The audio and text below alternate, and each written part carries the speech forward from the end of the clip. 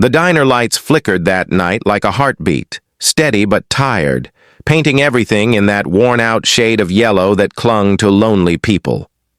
Michael Reed sat in the corner booth with his 6-year-old daughter Emma, stirring his coffee that had long gone cold. The hum of soft music and the clatter of dishes filled the space, but underneath it all there was something else. Something uneasy, like the air itself was holding its breath. And then he noticed her. The waitress. The way her smile trembled when a man at the counter called her over. The way her hands shook slightly as she poured coffee. The way she flinched when he touched her wrist. It was subtle. But Michael had seen fear before. And this? This was fear hiding behind forced politeness. If you believe that kindness and courage can change lives, take a moment to like, comment, share, and subscribe to the channel. It helps us spread more stories of hope and humanity. The waitress's name tag read, Lily. She couldn't have been more than 24. Her eyes tired, but still somehow carrying a light that refused to die. Michael watched as the man at the counter, middle-aged, broad-shouldered, with that cruel smirk some men wear when they think the world owes them, whispered something to her. Lily's smile froze. Her eyes darted toward the kitchen, then back to him.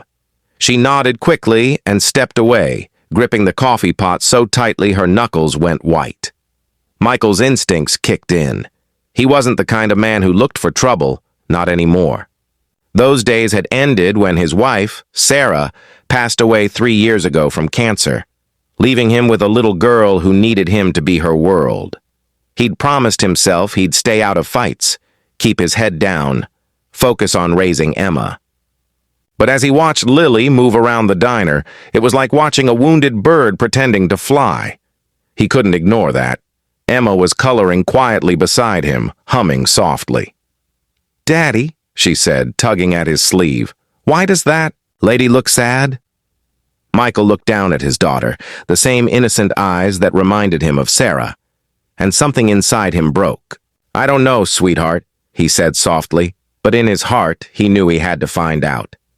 As the night went on, the diner grew emptier. The man at the counter stayed. He never stopped watching Lily. When she dropped a napkin near his stool, he grabbed her arm, too tightly, too long. She laughed nervously and said something, trying to make it look like nothing, but Michael saw the flash of panic in her eyes. He saw how she glanced toward the door like she was calculating her escape. Michael leaned back in his seat, jaw tight. Memories of his old life came flooding back. His time as a police officer before he quit to care for Sarah. He'd seen victims like her before, people trapped by fear, manipulated by threats. The signs were all there, the body language, the forced smiles, the way she avoided eye contact whenever the man spoke. When Lily brought over the check, Michael caught her eyes and asked quietly, "Are you okay?" She froze for half a second, her mask slipping. Yes," she whispered too quickly. Then she hurried away. But that look, just that fleeting look, was enough to tell him everything. After paying the bill, Michael decided to wait in the parking lot for a few minutes before heading home. Emma was asleep in the back seat, her little face peaceful in the dim glow of the streetlights. He told himself he'd leave after 5 minutes. But then the man came out, and Lily followed, holding her purse tightly against her chest. The man's hand gripped her arm again, and this time there was no hiding it. He wasn't letting her go. Michael's door was open before he could even think. "Hey!" he called out, his voice sharp and commanding. "Is everything all right here?" The man turned, smirking. "Mind your business, pal. She's fine." But Lily's eyes said otherwise. They were wide, pleading, desperate. Michael took a slow step forward. "You sure about that?" he asked, locking eyes with her. That's when the man shoved her. Not hard enough to knock her down, but hard enough to make the point. The sound of her purse hitting the asphalt snapped something inside Michael. He didn't yell, didn't threaten, He just stepped closer, his presence suddenly filling the parking lot. "Let her go," he said, his voice low, calm, but cold. The man hesitated, then sneered. "What, you are a hero or something?" Michael didn't answer. He just held the man's gaze until it broke. Lily stepped back, clutching her arm. The man grumbled under his breath, muttered something about crazy people, and stormed off into the night. Lily stood there trembling. Michael handed her the purse she'd dropped. "You don't have to thank me," he said softly. "Just be safe." Tears welled in her eyes. "He's my ex," she whispered. "I thought I could handle it. He keeps showing up." Michael nodded. "You shouldn't have to handle it alone."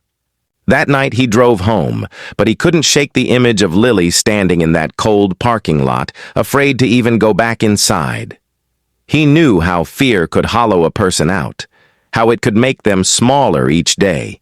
He also knew that sometimes one person stepping up could make all the difference. The next morning, after dropping Emma off at school, Michael went back to the diner. Lily was there again, smiling at customers like nothing had happened. But when she saw him, something in her eyes softened. A silent thank you.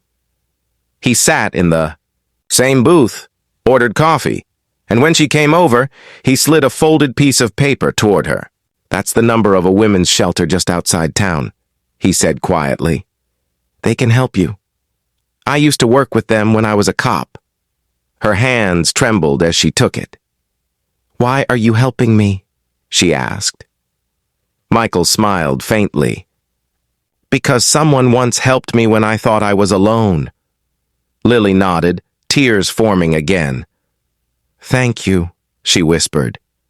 Days turned into weeks.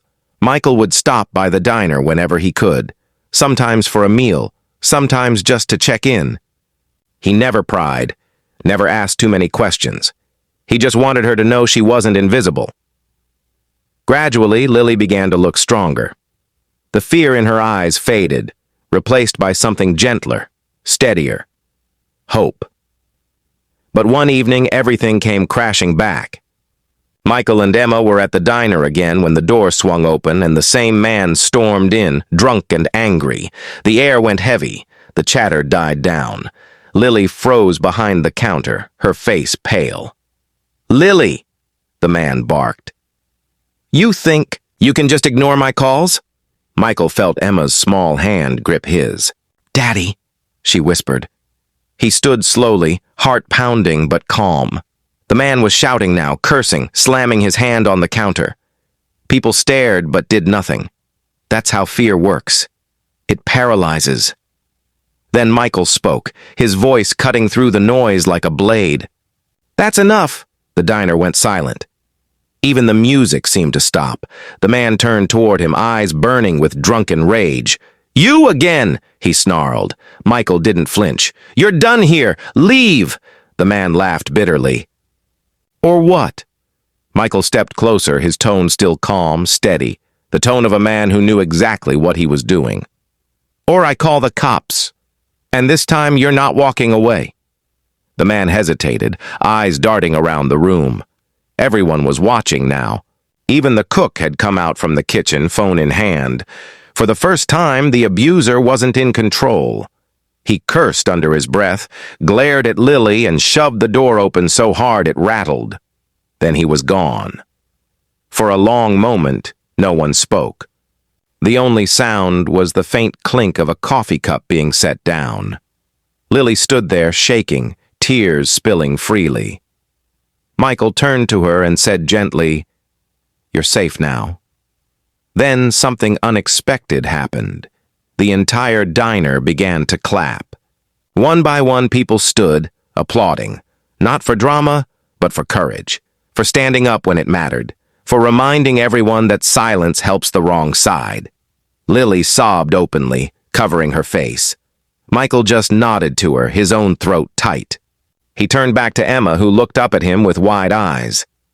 "You're a hero, Daddy," she whispered. He smiled softly.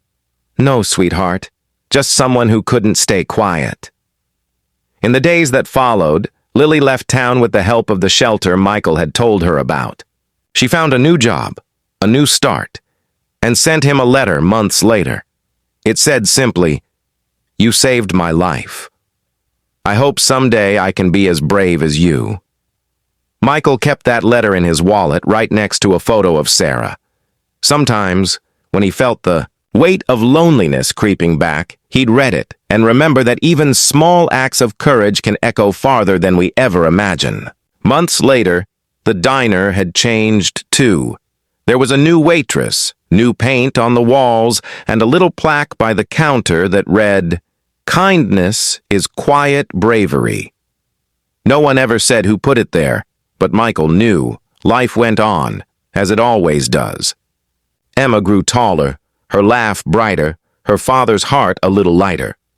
And though he never sought thanks or recognition, there were whispers around town of that night when a single dad made an entire restaurant go silent, just by doing the right thing. Because sometimes heroes don't wear capes or uniforms. Sometimes they're just tired fathers with a good heart and a memory that reminds them that silence can be as dangerous as cruelty itself. And for Michael Reed, that night wasn't about being a hero. It was about being human, about seeing pain and refusing to look away, about reminding a stranger that she mattered. If this story touched your heart, please take a moment to like, share, and subscribe to help us keep telling stories that remind the world that compassion still exists. Before you go, tell us in the comments, have you ever stepped in when someone needed help? Your story might inspire someone else to do the same, because sometimes the small